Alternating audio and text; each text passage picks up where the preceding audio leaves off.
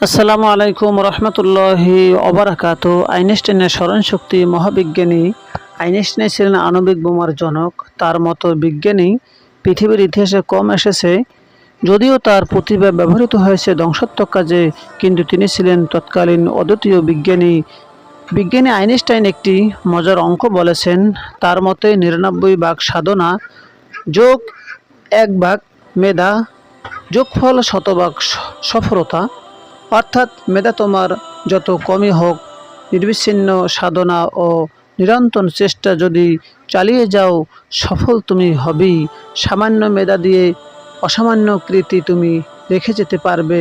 পক্ষান্তরে মেধা প্রতিভা তোমার যত তীক্ষ্ণই হোক, সাধনা ছাড়া তুমি বেশি দূর এগোতে পারবে না। জগতে বহু মেধা প্রতিভা নষ্ট হয়ে গেছে শুধু সাধনার অভাবে। আবার দুর্বল মেধার অনেকেই সাধনার জোরে পৌঁছে গেছে সফলতার সুউচ্চ শিখরে। মহাবিজ্ঞানী আইনস্টাইন তার অঙ্কের যোগফল নিজের জীবনে নির্ভুল প্রমাণ করে দেখিয়েছেন। তার মেধা ছিল এত দুর্বল যে সহপাঠীদের উপহাসের পাত্র ছিলেন।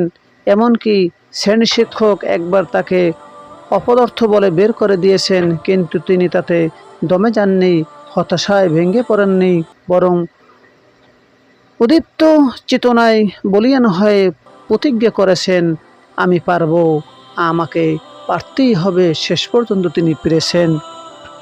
আমরা যেন সুন্দরভাবে মন দিয়ে পড়ালেখা করি। আল্লাহ তাআলা আমাদের সবাইকে হেফাজত করুন, আমিন। আসসালামু আলাইকুম রহমতুল্লাহি ওয়া বারাকাতুহু।